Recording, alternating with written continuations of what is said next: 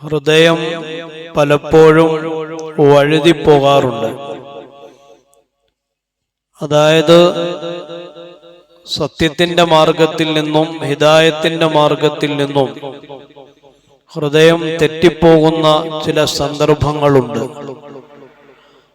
ആ സന്ദർഭങ്ങൾ പ്രധാനമായും 5 സമയങ്ങളിലാണ്. അതായത് ഹൃദയത്തെ ബാധിക്കുന്ന പ്രധാനപ്പെട്ട 5 പ്രശ്നങ്ങൾ, 5 രോഗങ്ങൾ.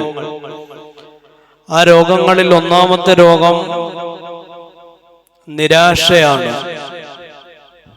ഒരു വിശ്വാസിയെ സംബന്ധിച്ചിടത്തോളം അവന്റെ ജീവിതത്തിൽ നിരാശ ഉണ്ടാവാൻ പാടുള്ളതല്ല.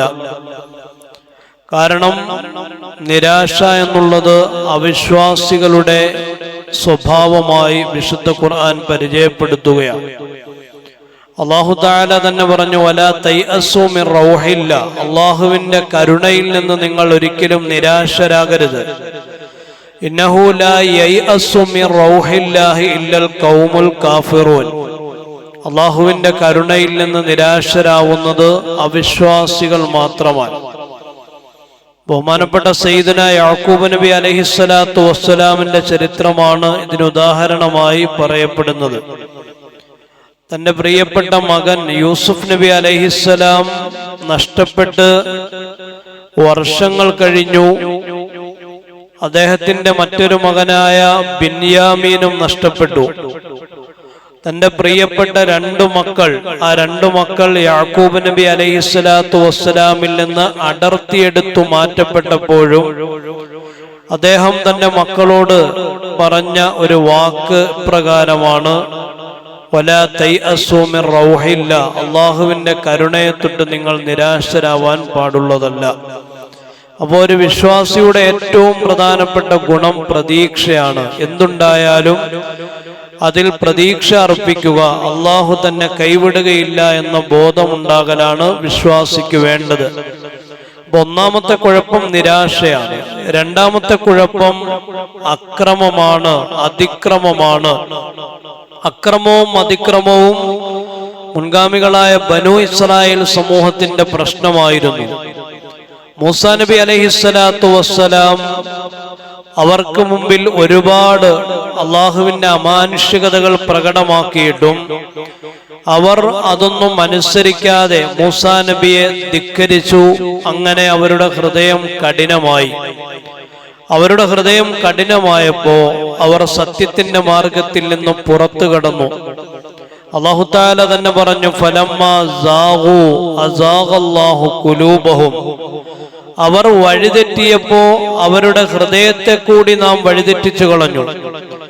അവർ വഴിതെറ്റിയപ്പോ അല്ലാഹു അവരുടെ ഹൃദയത്തെയും വഴിതെറ്റിച്ചു. വല്ലാഹു ലാ യഹ്ദിൽ ഖൗമൽ ഫാസിഖീൻ, തെമ്മാടികളായ സമൂഹത്തിന് അല്ലാഹു ഹിദായത്ത് നൽകുന്നതല്ല. അപ്പൊ അതിക്രമം, അക്രമം ഇത് കാണിക്കുക എന്നുള്ളത് ഒരിക്കലും വിശ്വാസിക്കുണ്ടാവാൻ പാടില്ലാത്ത കാര്യമാണ്. ഇത് ഹൃദയത്തിന്റെ ഒരു രോഗമാണ്, പ്രശ്നമാണ്. 2, മൂന്നാമത്തേത് സംശയമാണ്. ഹൃദയത്തിൽ ഇങ്ങനെ നിരന്തരമായ സംശയം, അള്ളാഹിനെ കുറിച്ചുള്ള സംശയം, പ്രവാചകന്മാരെ കുറിച്ചുള്ള സംശയം, ഇതിങ്ങനെ ആധുനിക കാലത്ത് വർദ്ധിച്ചു വരികയാണ്. അള്ളാഹു ഉണ്ടോ? ഇന്നത്തെ കൂടുതൽ ആളുകളും ചോദിക്കുന്ന ചോദ്യം അതാണ്, അള്ളാഹു ഉണ്ടോ?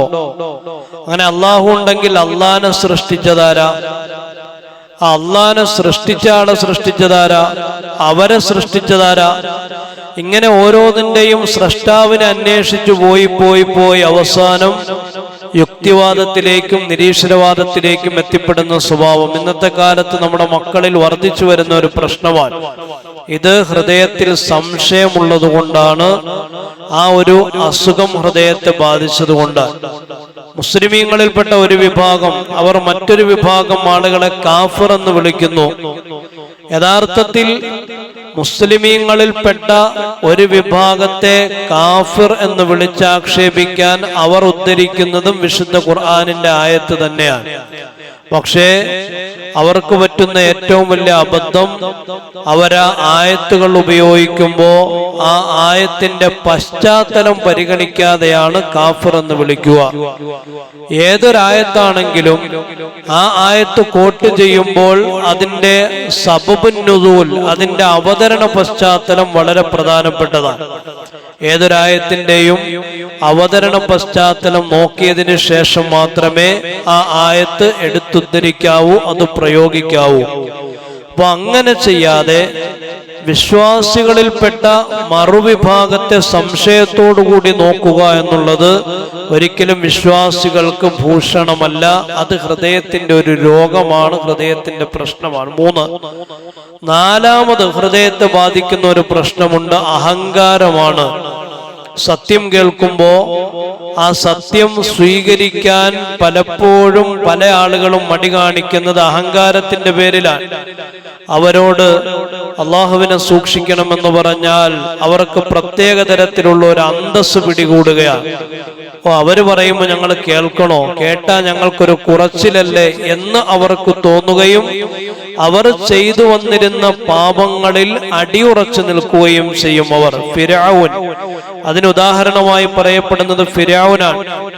ഫിർഔന്റെ മുമ്പിൽ മൂസാ നബി എത്രയോ മുഅ്ജിസത്തുകൾ കാണിച്ചു. ഫിർഔനും അറിയാം ഈ മുഅ്ജിസത്ത് സത്യമാണ് എന്ന്. പക്ഷേ അത് അംഗീകരിക്കാൻ അവന്റെ അഹങ്കാരത്തിന്റെ മനസ്സവൻ അനുവദിച്ചില്ല എന്നാണ്.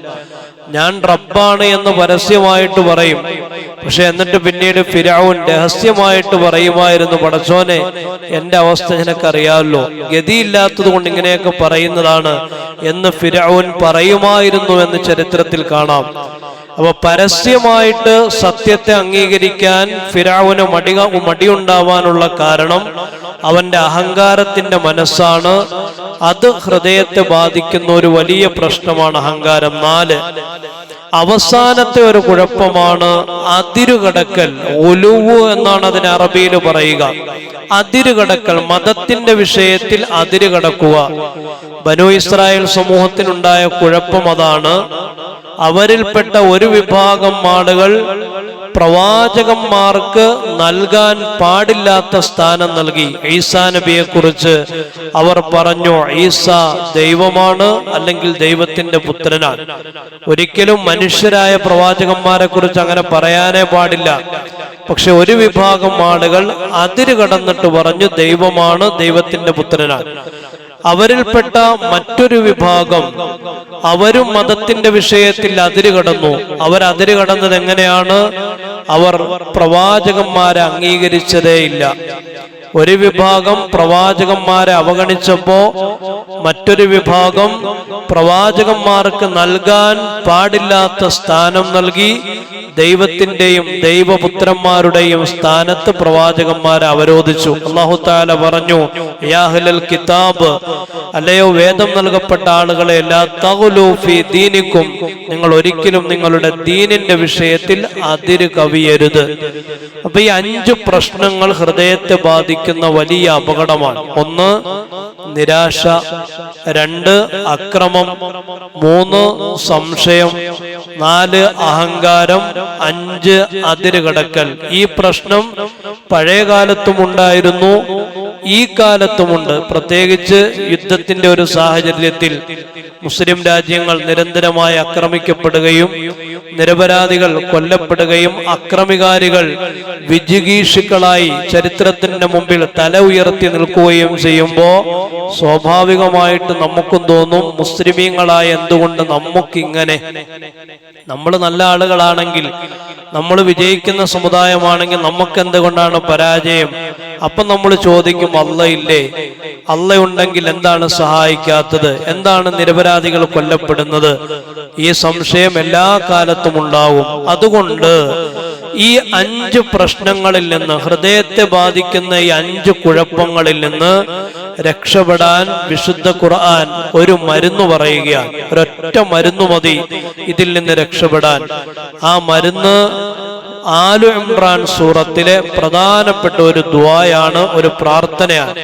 ആ ദുആ ഇപ്രകാരമാണ്: റബ്ബന ലാ തുസിഗ് ഖുലൂബന ബഅദ ഇദ് ഹദൈതന വഹബ് ലനാ മിൻ ലദുൻക റഹ്മ ഇന്നക അന്തൽ വഹാബ്. നിരന്തരമായി ചെയ്യേണ്ട ദുആയാണ്. റബ്ബന, ഞങ്ങളുടെ രക്ഷിതാവേ, ലാ തുസിഗ് ഖുലൂബന ബഅദ ഇദ് ഹദൈതന, നീ ഞങ്ങൾക്ക് ഹിദായത്ത് നൽകിയതിന് ശേഷം ഞങ്ങളുടെ ഹൃദയത്തെ നീ വഴുതിച്ചു കളയല്ലേ, തെറ്റിച്ചു കളയല്ലേ. അഹങ്കാരമുണ്ടാക്കി തെറ്റിക്കല്ലേ, സംശയമുണ്ടാക്കി തെറ്റിക്കല്ലേ, അക്രമം കാണിച്ച് തെറ്റിക്കല്ലേ, അതുപോലെ തന്നെ മതത്തിൽ അതിരുകൾ കവിഞ്ഞ് തെറ്റിക്കരുതേ. ഇങ്ങനെ ഒരു